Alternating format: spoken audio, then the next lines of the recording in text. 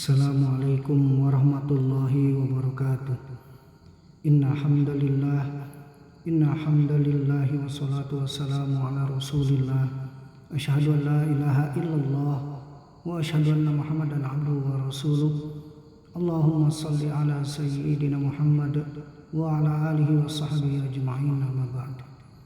There are several pieces of advice that I have received that I remember to this day. Indeed, our scholars, our teachers have often given us advice, especially about knowledge, which is really fortunate for the guardians of students who send their children to study, which means school, in the Quran message hut or where they send them, and they sacrifice their wealth to send their children to boarding school, then this will be counted as a reward by Allah subhanahu wa ta'ala, which we both know, even if it is only a grain of rice. Allah subhanahu wa ta'ala will see it and will count it as a reward for him. These are the sacrifices of parents who send their children to boarding school so that their children to them remember of Allah subhanahu wa ta'ala as their Lord, and to become children who are pleased by Allah subhanahu wa ta'ala.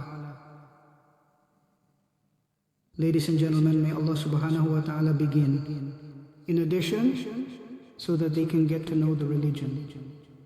Also, so that they can become defenders of religion, and they will become useful human beings for the nation, country, and their religion, and also hope that among the guardians of the students could help them later in the afterlife with the asbab of his pious children, can help them later in the grave, in the Yawm al-Qiyamah, and before Allah subhanahu wa ta'ala as an accountability.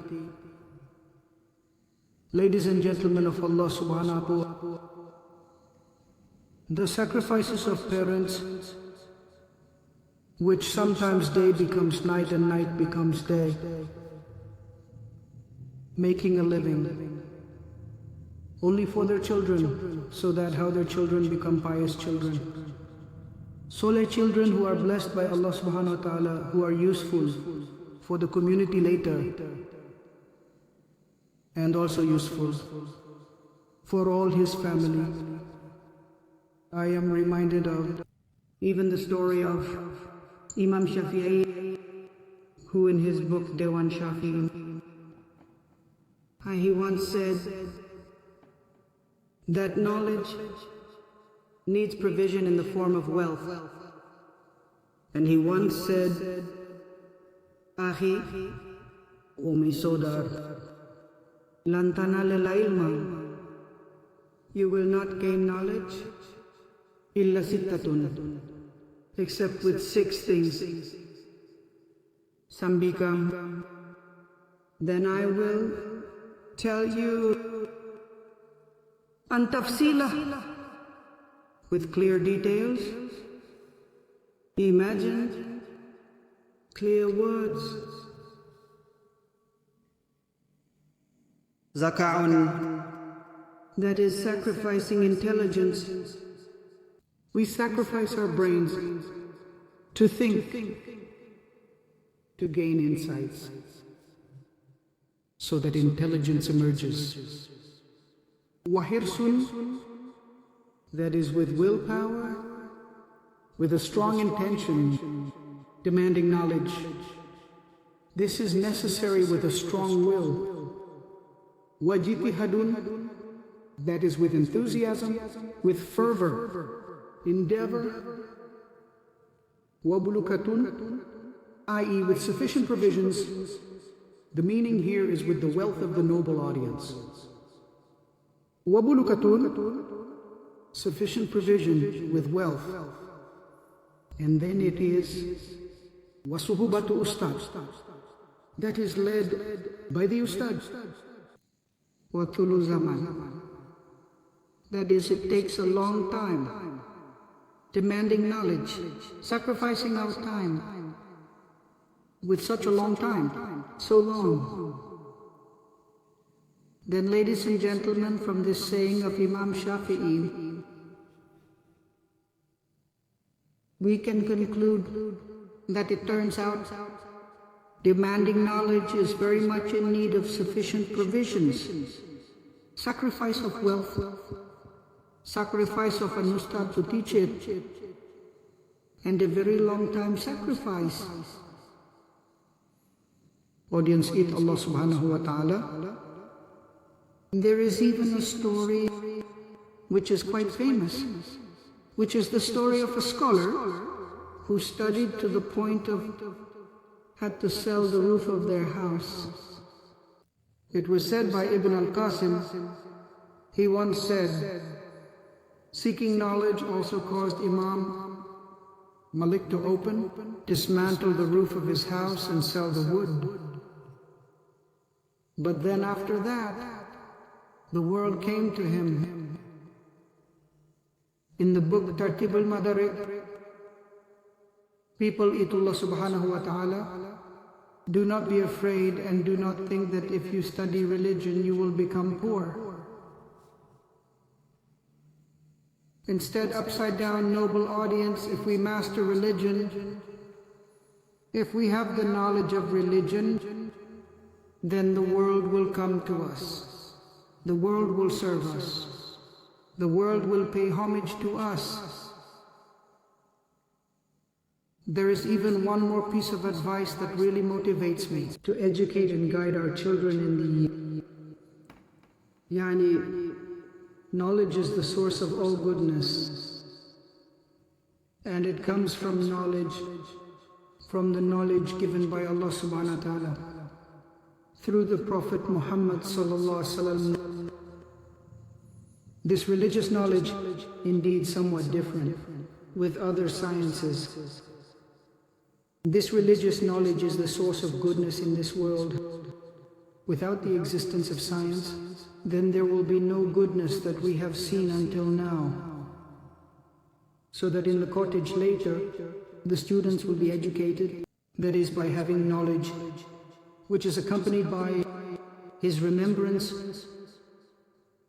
like the companions of the Prophet Muhammad sallallahu alaihi wasallam. They have the sciences of the world, but are nourished by their remembrance.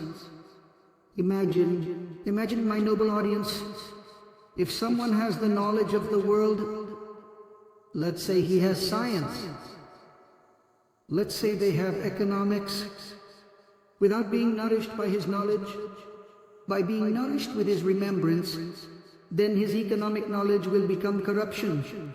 With his trade knowledge, he will also cheat people. So knowledge must be nourished with remembrance, noble audience. Such is the nature of the companions. They have knowledge laid down with remembrance, that is the knowledge of ma'ad, remembrance. People eat Allah subhanahu wa ta'ala. Allah, there are many proofs that show that those who have religious knowledge, these are the fortunate ones. مَا يُرِدِ اللَّهُ بِهِ خَيْرَانِ فَقِهُ. Feed in whoever who is enlightened by Allah subhanahu wa ta'ala, who is being favored by Allah subhanahu wa ta'ala, then he will be understood in matters of religion. If this knowledge is not matched by remembrance of Allah, then these people will become ashamed. Indeed, these humans will go astray. This knowledge will be used with ignorance, with ugliness, without religion in their hearts. Knowledge will be used with deeds that make other humans lose. Then Allah subhanahu wa ta'ala in the prophetic hadith said, which means the example of those who remember and those who do not remember, like a man who is, and the living and the dead. dead. Because with not remembering Allah subhanahu wa ta'ala, even for a second, a minute, an hour, let alone a day, even if it's just for a second, a minute, an hour, let alone a day, the audience ate Allah subhanahu wa ta'ala.